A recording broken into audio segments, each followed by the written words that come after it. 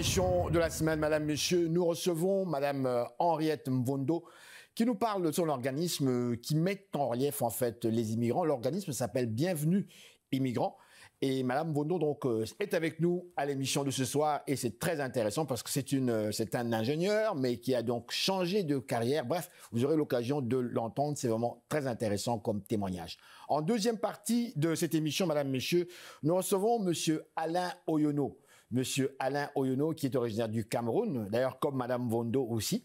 Et Monsieur Alain Oyono, lui, c'est un artiste qui est à Dakar actuellement, au Sénégal donc, et qui va nous parler de sa musique. Monsieur Oyono a travaillé avec des grosses vedettes africaines comme Youssou N'Dour et d'autres. On aura l'occasion de l'entendre à l'émission. Et pour clôturer le tout, on a une belle surprise à l'émission, Madame, Monsieur, et j'en suis fier de vous en parler avant de vous saluer. L'émission a gagné un prix. Eh oui, on a gagné un prix à la fin de l'année. Et moi-même, j'avoue que j'étais vraiment très surpris parce qu'on le fait, on aime ce travail, on est des vrais passionnés et voilà, je suis même nerveux pour ouvrir, pourtant je m'étais bien préparé. Alors je voulais quand même vous présenter ce prix, ce n'est pas seulement moi tout seul bien sûr comme animateur, mais c'est toute l'équipe donc de Ça va causer. Je voudrais remercier ici évidemment mes patrons, Monsieur Norozi ainsi que son fils Sam Norozi pour tout le travail, en fait pour toute l'organisation de cette nouvelle télévision et aussi pour notre émission de télévision. Voilà donc pour ces remerciements. Alors on y va, Madame, Monsieur, bonsoir. Ici Henri Ngaka, bienvenue à notre magazine de télévision. Bougez pas, ça va causer après ces messages publicitaires.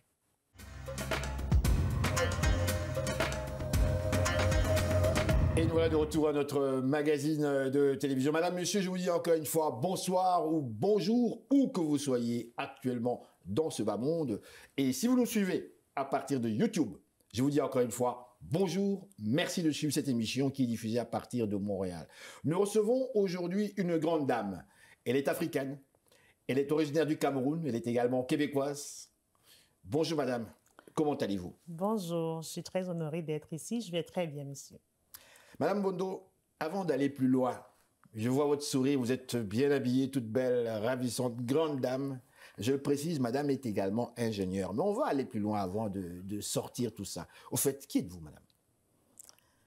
Merci, je vais me présenter. Je me présente toujours comme une actrice communautaire positive. Oui, j'ai un background d'ingénieur en électronique. Une actrice communautaire positive. Communautaire positive. D'accord, allez-y, je vous laisse continuer. Donc, je suis effectivement arrivée au Canada avec un background d'ingénierie en électronique. Et on m'a donné l'équivalent de 4 années d'électronique complétée au niveau du Québec. Et donc, pendant que je planifiais de joindre l'électronique à la biomédecine, parce que je me prêtais à faire le biomédical à la Polytechnique de Montréal, les circonstances de la vie ont fait que je me retrouve en train de commencer comme employée à RBC, comme service à la clientèle. Et aujourd'hui, je me suis retrouvée à être planificatrice financière après avoir complété un bac en finance et après avoir allé chercher aussi ma licence en planificatrice financière. Henriette Mvondo. Oui. Toute une dame, hein? Vive le Cameroun. Mais écoutez, je vous écoute parler, le public vous entend parler. Donc, avant même votre arrivée au Canada, vous avez déjà une formation universitaire. Oui, j'avais 5 ans d'université complétée à l'université de Douala, en génie électronique. En génie électronique. Oui. Et vous arrivez ici, vous déviez à gauche. Dites-moi pourquoi? Pourquoi? Parce que je suis une personne déjà qui n'a pas peur des défis. Et immigrer, parfois, nous impose certaines réalités, malgré tous les compromis qu'on se fait. On fait face à des réalités qui font qu'il faut s'ajuster. Quelle réalité? Les réalités, parfois, c'est l'insertion socio-professionnelle lorsqu'on arrive ici, le retour aux études, et puis aussi faire face à ces dépenses de vie. L'insertion socio-professionnelle, c'est très important. Je vous pose toutes ces questions parce que, vous savez, il y a de nombreux Africains et Africaines qui nous suivent maintenant et qui sont étonnés. Je vais vous dire pourquoi. J'ouvre la parenthèse, je vais la fermer très vite. Il y a quelqu'un qui m'a envoyé une note pour me dire il y a un monsieur africain qui a fait ses études en médecine, médecin, qui a pratiqué en Afrique et qui a pratiqué aux Antilles. Et aujourd'hui, monsieur est chauffeur taxi. Ici. C'est malheureusement... Je ferme la parenthèse. Je vous laisse continuer. C'est malheureusement la réalité de certains Africains, de certains immigrants, je préférerais dire ainsi, lorsqu'on se retrouve à venir dans des pays qui n'ont pas encore toutes, je peux dire, les dispositions pour nous permettre d'exercer dans ce qu'on faisait étant chez nous. C'est aussi pour ça que, si vous regardez dans mon CV, je me retrouve en train de fonder l'organisme Bienvenue à l'immigrant. Bien sûr. Pourquoi? Parce que... D'ailleurs, vous êtes là pour ça, pour en parler. Oui. Pourquoi? Parce qu'effectivement, ayant moi-même été victime ou alors ayant fait face à certains défis, je me suis donné cette responsabilité, évidemment entourée par d'autres personnes qui ont épousé la vision de faciliter la vie de ceux qui viendront après moi. Parce qu'un immigrant, lorsqu'il arrive, il fait des compromis, il se prépare à certains ajustements, mais la réalité l'amène souvent à faire face à d'autres défis plus importants et qui peuvent basculer toute une vie. Un médecin, par exemple, que vous avez décrit tantôt, qui se retrouve en tant que chauffeur de taxi, c'est une personne qui peut être bousculée dans sa valeur intrinsèque, parce que c'est quand même un professionnel en santé qui devient un chauffeur. Un chauffeur de taxi, je n'ai rien contre la profession de chauffeur de taxi, mais je ne pense pas que dans son rêve d'immigrer au Canada, il venait pour y être chauffeur de taxi. Et voilà pourquoi, en tant qu'immigrante, en tant que personne, aujourd'hui, je suis fière d'être canadienne, d'origine africaine. Bien sûr. Cette mission que je me suis donnée avec tous ceux qui embarquent avec moi, c'est de permettre à des personnes, des professionnels, des immigrants qui arrivent ici, d'avoir cette option de continuer dans la voie qu'ils avaient choisie, dans les filières pour lesquelles ils ont opté d'étudier. Je vous pose toutes ces questions, Madame Mvondo. Vous le savez aussi bien que moi. Aujourd'hui, le Canada, je cible le Canada, le pays où nous nous trouvons aujourd'hui. Le Canada, et vous le savez comme moi, le Canada est très bien vu dans le monde. Même s'il y a des gens qui disent le contraire, mais moi je suis convaincu que le Canada est très bien vu dans le monde. Et d'ailleurs, au niveau des ambassades du Canada partout dans le monde, et plus particulièrement en Afrique, vous allez voir que les gens veulent venir au Canada. On veut venir ici parce qu'on se dit, c'est une vie de rêve entre les images qu'on voit, les films, les cinémas américains et autres. On rêve quelque part. Je ne sais pas si nous sommes préparés mentalement à vivre ces autres réalités. Alors, je vous dis ça parce que il y a des personnes qui font des études chez nous, comme vous et d'autres, des belles études, avec ce rêve de se dire, écoutez, moi, je ne me vois pas bosser ici. D'abord, la situation, j'aime pas trop la situation, elle n'est pas très, très sécuritaire autre. Et puis, sur le plan professionnel, c'est pas assez payant comme tel. J'ai une famille à faire vivre, j'ai des enfants. Moi, je rêve un jour, je m'en vais aux États-Unis, je m'en vais au Canada. La personne débarque, tombe sur cette réalité qui est différente. Dans votre cas, vous, est-ce que ça a été ça? Ou est-ce que vous étiez déjà préparé, vous saviez exactement qu'en venant ici, vous allez faire ceci, cela, cela? Je vous dirais que partir, c'est déjà accepter de reprendre à zéro. Et je suis venue avec cette prédisposition mentale à me dire, je vais recommencer. Et c'est pour ça recommencer parce qu'il y a eu échec alors? Non, c'est recommencer parce que je change d'environnement. Et quand on recommence, il faut qu'on ait une certaine prédisposition, une certaine ouverture d'esprit aussi. Bien sûr, oui. Moi, je vous dirais que le Canada m'a apporté énormément de choses et j'en suis très fière. J'ai choisi, par rapport à des options qui m'étaient offertes, d'être dans le domaine bancaire aujourd'hui. Et grâce à cela, j'ai une situation, je suis professionnelle aussi au niveau du Canada. Donc, est-ce qu'on va trouver que tout est prêt sur un plateau pour nous? Non. Mais il faut apprécier... Vous avez dû faire des efforts. Oui, j'ai fait des efforts, c'est sûr. Des sacrifices, parce que quand vous faites des études de finance, je le sais, c'est pas facile. C'est pas facile. Et puis j'ai des enfants, j'ai mon mari. Il y a aussi des examens. Oui. Et on ne vous le loupe pas ici au Canada, on ne donne pas les diplômes. Il faut aller le chercher, il faut travailler pour ça. Définitif. Et c'est pour ça que je dis, il faut être reconnaissant de ces opportunités que nous avons parce que nous devons mettre du sien là-dedans. On doit nous-mêmes aussi contribuer pour que ce succès, que ces opportunités s'ouvrent à nous. Et moi, je dois dire que en ce qui me concerne, partie d'ingénierie à planificatrice financière aujourd'hui, c'est des options que je n'aurais pas eues dans mon pays d'origine. Mais grâce au potentiel, à la volonté, à la détermination que j'avais, je suis passée d'une profession à l'autre et je suis une professionnelle reconnue aujourd'hui. En plus de ça, j'ai cette possibilité aussi d'accompagner et d'aider des personnes qui viennent après moi. Donc, à ce niveau, je vous dirais que oui, le Canada reste une destination que moi, je recommanderais aux gens. Oui. Cependant, il faudrait venir avec une prédisposition à se dire, je vais retrousser les manches, je vais donner ma propre contribution pour que les choses arrivent. Voilà pourquoi des organismes comme Bienvenue à l'immigrant se positionnent comme étant des tremplins pour guider, pour orienter, afin que les gens ne perdent pas le temps, que les gens ne se découragent pas et qu'ils soient mis en corrélation avec des structures et des personnes qui vont les aider rapidement à se replacer. Bienvenue à l'immigrant s'adresse à tous les immigrants ou est-ce que vous ciblez un groupe très précis? Bienvenue à l'immigrant, ça s'adresse aux immigrants de toutes les origines. La vision est vraiment de créer un tremplin, de créer une plateforme, de créer un réseau d'immigrants venus de toute origine qui vont s'entraider, qui vont aussi apprendre à se côtoyer, à voir les différences comme des richesses entre eux. On crée une chaîne de solidarité, de tolérance qui nous permet de construire une communauté où on se respecte, où on se valorise et où on crée un environnement confortable pour tous. Vous existez en tant qu'organisme sans but lucratif depuis quoi, 2017? Définitif, oui. Et si on faisait un petit bilan, pour vous, est-ce que ça a été satisfait? Quels sont les secteurs qui ont été les plus marquants? C'est un bilan, c'est totalement satisfaisant parce que si vous voyez, l'offre de services se bonifie jour après jour, année après année. Et on a un accompagnement aussi de plus en plus de structures importantes, les autorités, que ce soit les municipalités, les députés. Aujourd'hui, on a des structures comme Centraide qui nous aident pour pouvoir recruter et augmenter ainsi la ressource humaine qui nous permet de faire face aux besoins qui sont de plus en plus importants.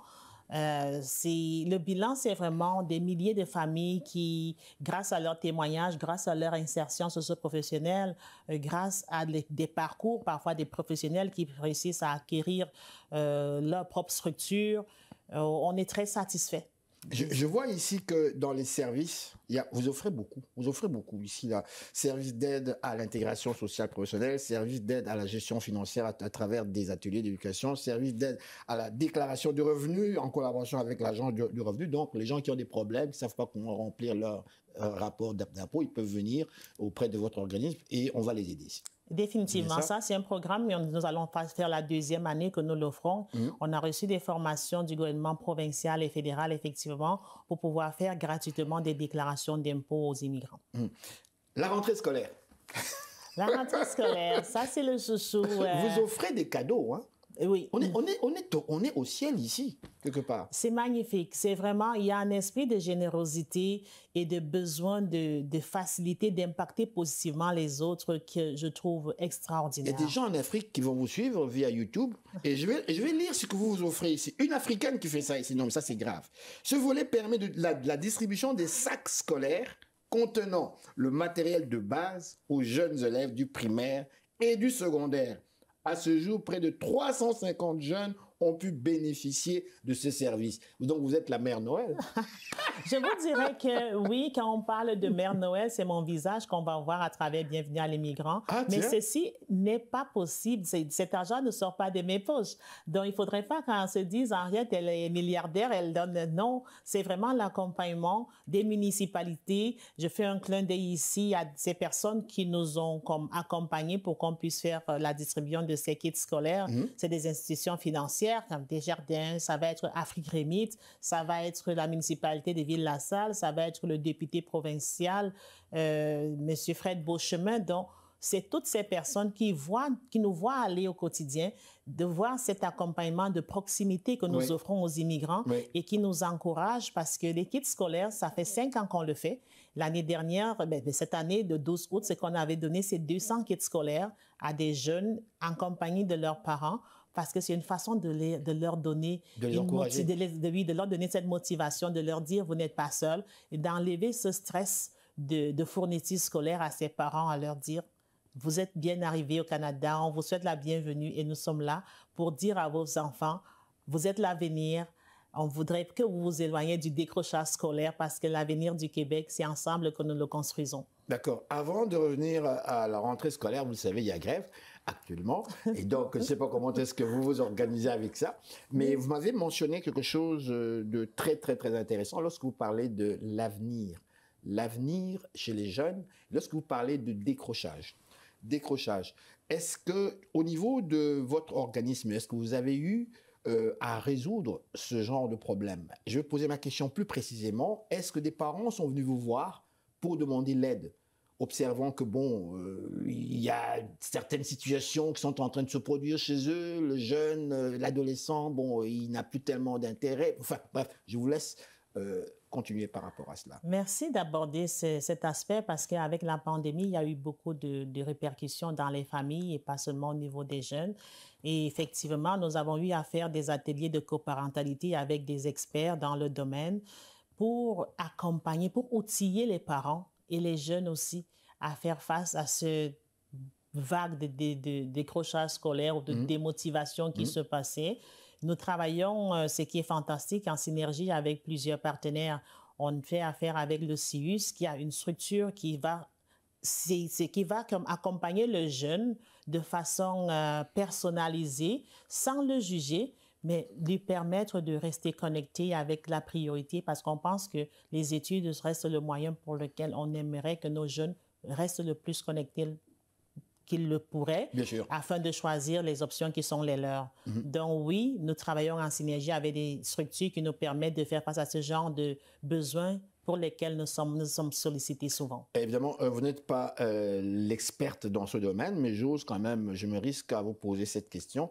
Est-ce qu'avez-vous des statistiques par hasard par rapport aux jeunes? Je parle ici des jeunes, évidemment, immigrants qui viennent chez vous pour pouvoir nous situer un petit peu par rapport au décrochage scolaire. Alors, je pose ma question différemment. Est-ce que vous rencontrez de nombreux jeunes auprès des communautés africaines ou en fait ces immigrants qui ont décidé qu'ils abandonnaient carrément les études? Définitivement, je ne m'hasarderai pas à donner des statistiques, mais est-ce que nous connaissons des jeunes et des familles qui sont dans cette situation? La réponse est malheureusement oui. Et qu'est-ce qui explique cela? Quelles sont les raisons que ces jeunes avancent? Parce qu'ils n'ont pas toujours tort, quelque part. La pandémie a beaucoup, je dirais, démotivé des jeunes. Les jeunes, face à la pandémie, vous savez, chacun a réagi de façon différente face à ce fléau qui, malheureusement, a changé notre façon de faire. Oui. Et pour les jeunes, parfois, c'était une non-volonté de poursuivre les études. Et ce qu'ils disent, c'est comme si, parce qu'avec toutes les restrictions qu'il y avait, vaccin, pas vaccin, sortie, pas sortie, les cours en ligne, c'était un mode de vie totalement différent. Et à ce moment-là, même les parents n'étaient pas outillés pour accompagner les enfants dans ce processus. Donc, je vous dirais que quand on parle avec ces jeunes-là, c'est généralement ce manque d'adaptation à tout ce qui se passait qui a vraiment plongé plusieurs jeunes à ne plus vouloir y aller. Par contre, ce qu'on fait, c'est qu'on suit avec ces jeunes qu'on a eu ce contact, on essaie de rester près d'eux pour les amener à se replacer. Oui, nous sommes dans une situation où c'est normal parfois en tant qu'humain de baisser la garde et de se sentir pas motivé, mais est-ce qu'on y reste? C'est là-dessus qu'on parle de coparentalité, de l'accompagnement par ces spécialistes qui vont aller comme booster le jeune à revenir et à se replacer. Parce que ce plus important, c'est de continuer, c'est de ne pas laisser tomber. Bien sûr. Et oui, donc c'est ce que nous faisons. Nous sommes au Québec, nous sommes dans une province francophone, où d'ailleurs, en fait, lorsque vous parlez avec les Québécois, ils vont vous dire, écoutez, c'est pratiquement tout ce qui nous reste, c'est notre culture. On y tient sérieusement, c'est ce qui nous permet d'être en vie, notre culture, la langue française. Et je vois ici l'aide à la francisation. Comment ça se passe? Pourtant, on est africain, on vient des pays francophones, on parle le français. Est-ce qu'on a besoin d'aide pour nous permettre de nous insérer par rapport, je ne sais pas, je vais vous laisser continuer là-dessus. Comme je vous ai dit au départ, Bienvenue à l'immigrant accueille les immigrants de toutes les origines. Bien sûr. Donc, il y a certainement dans certains pays le français n'est pas la langue première.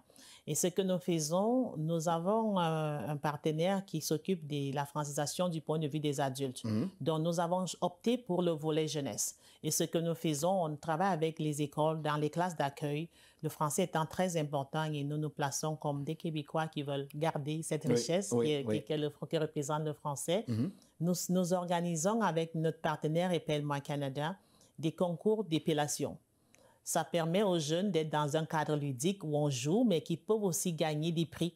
Et ça motive les jeunes, ça facilite aussi la vie aux parents parce que lorsqu'on embarque dans ce genre de programme, nous avons des répétitions qu'on fait à ces jeunes de façon gratuite et nous les préparons à ce concours qui est quand même national parce qu'on commence au Québec, mais après, tous les gagnants vont à Toronto.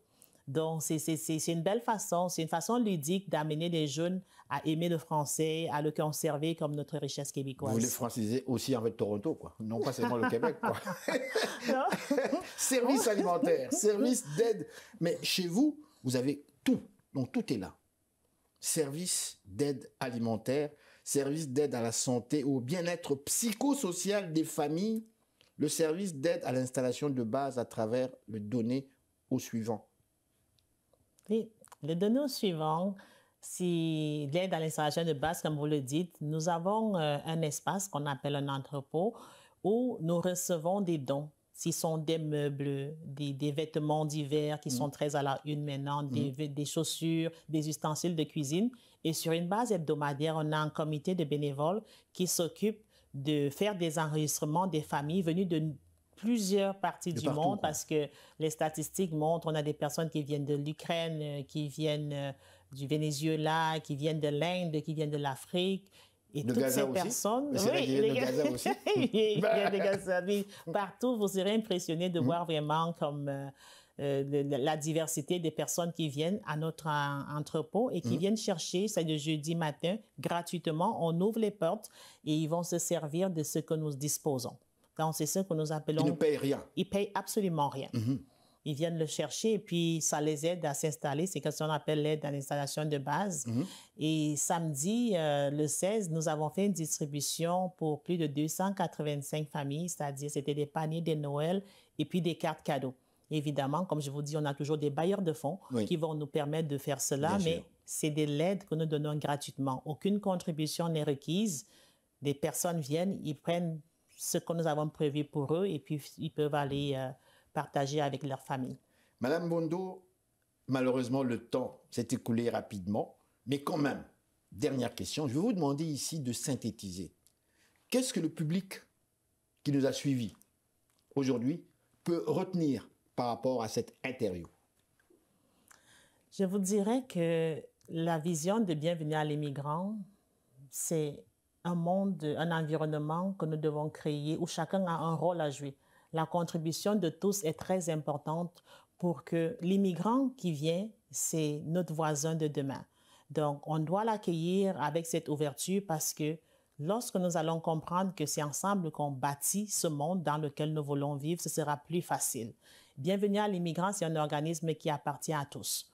On sollicite toutes les personnes qui veulent soit donner de leur temps, soit pour contribuer pour faciliter l'insertion des familles qui arrivent à nous contacter. On a un site Internet, on a une page Facebook, on a un numéro de téléphone, on a une chaîne YouTube, on a plusieurs. Venez nous découvrir. Ça va nous faire plaisir de vous compter parmi nos amis sympathisants. Merci beaucoup. Merci infiniment. Merci à vous. Merci. Ça a été un plaisir. Voilà.